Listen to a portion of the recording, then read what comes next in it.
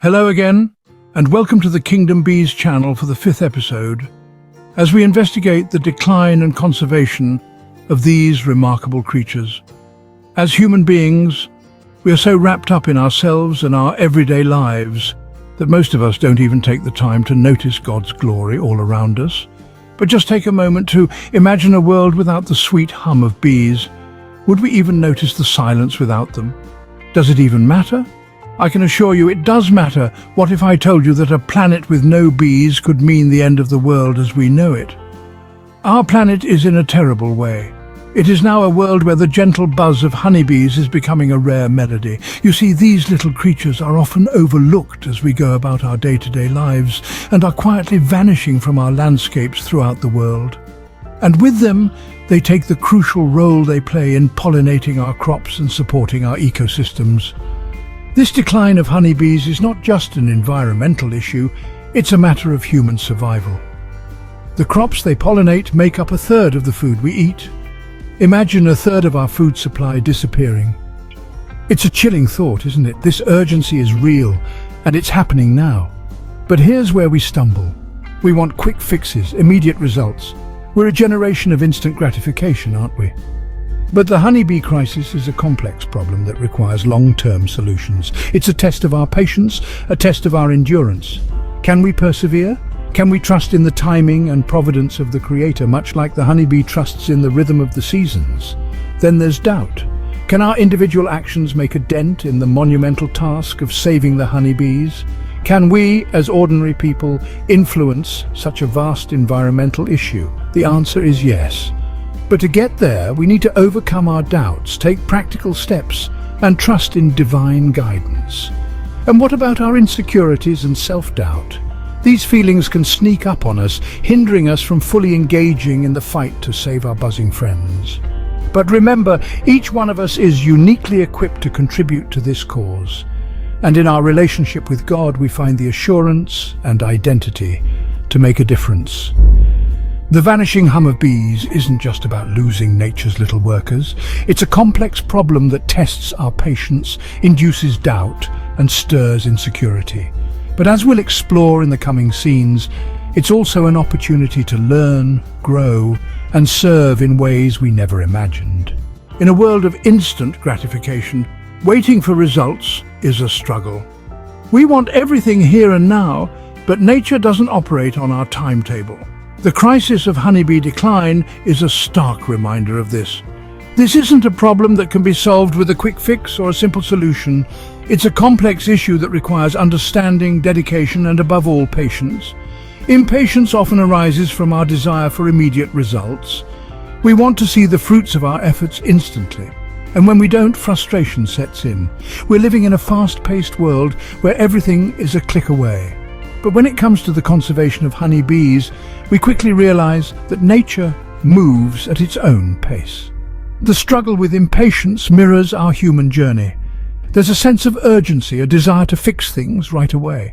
Yet the path to conservation is a journey, not a sprint. It requires us to slow down, to observe, to learn, and to act with intention. It's a test of patience and endurance, much like the honeybees themselves, who work tirelessly day in and day out, slowly building their hives, pollinating flowers, contributing to the balance of our ecosystems in their gentle, persistent way. In our haste, we can learn a thing or two from these tiny creatures.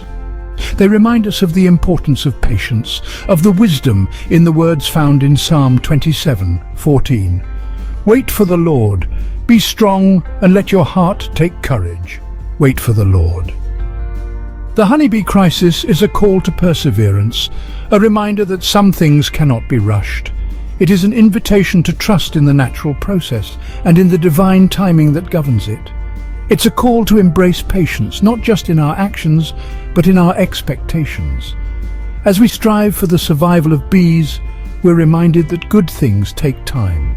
It's a test of patience, but the reward is worth the wait.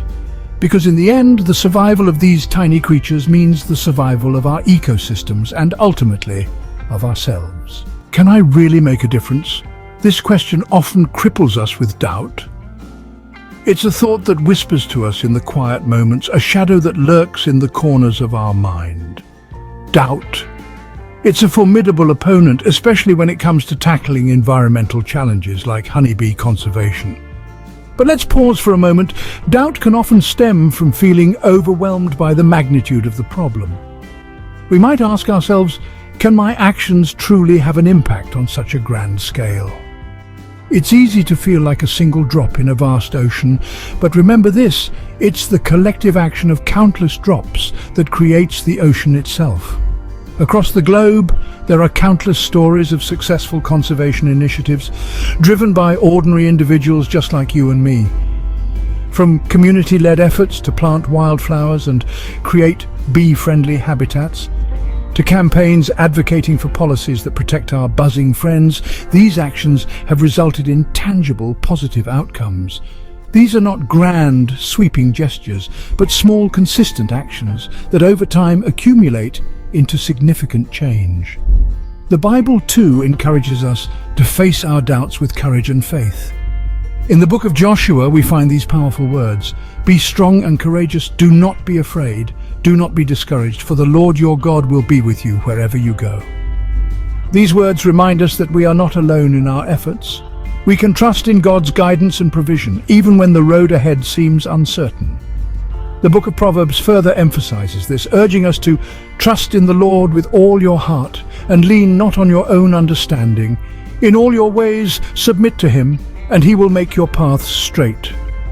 This verse encourages us to step beyond the confines of our doubt, to rely not solely on our own understanding, but to trust in the wisdom and guidance of God. So when doubt tries to tell you that you can't make a difference, remember the successful conservation efforts achieved through collective action. Remember the biblical teachings that encourage faith and courage. And remember this, yes, you can make a difference. Doubt may knock on your door, but faith is answering. Insecurity and self-doubt, these two unseen enemies, often hold us back. They can create barriers in our minds, convincing us that we're not capable or worthy to contribute to the monumental task of conserving the honeybee population. Yet it's essential to remember that everyone, regardless of their skills or knowledge, has something valuable to contribute to this cause. Insecurity can make us feel as though we're not equipped to make a difference. It whispers in our ear that we're not enough, that our efforts won't matter. But let's take a moment to reflect on a story from the Bible. Moses, a humble shepherd, felt insecure when God called him to lead the Israelites out of Egypt. He questioned his abilities, asking, "Who am I that I should go to Pharaoh and bring the Israelites out of Egypt?" Exodus 4:10. But God reassured Moses, saying, "I will be with you." This promise isn't just for Moses, it's for us too. We're not alone in our efforts to conserve the honeybee population. We have each other, and we have God's guidance and strength. Self-doubt, on the other hand, can cause us to question whether our actions will have any real impact. But let's remember the words of 1 Corinthians 1:26-31.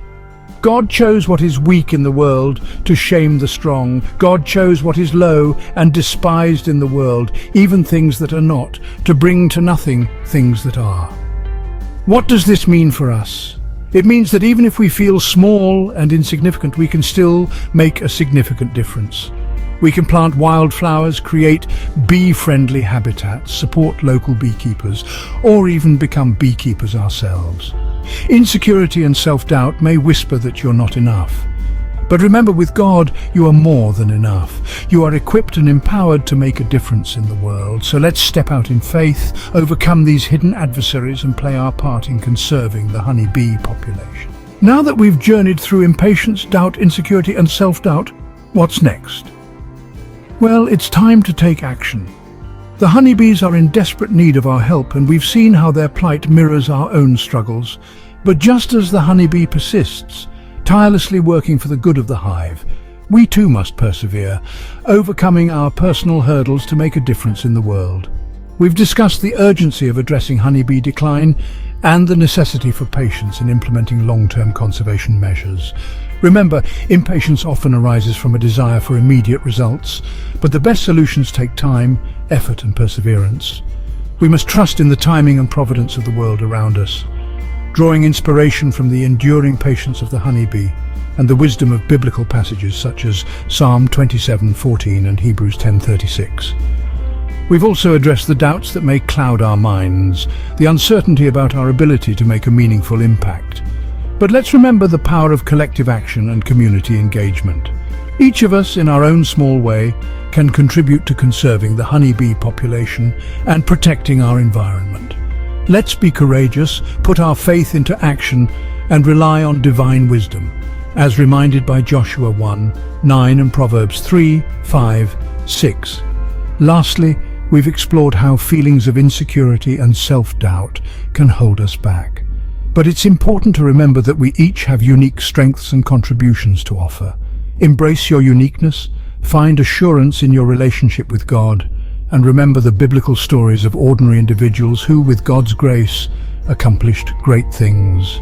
In conclusion, the call to conserve honeybees is not just about environmental stewardship, it's also about personal growth, overcoming struggles and making a difference in the world.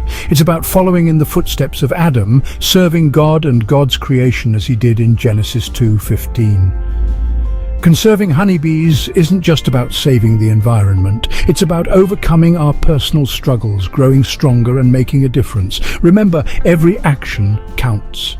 Join us again for the next installment, episode 6, The Role of Bees in Agriculture. Please leave a comment. Share with others, as you never know who might be blessed by you sharing this video.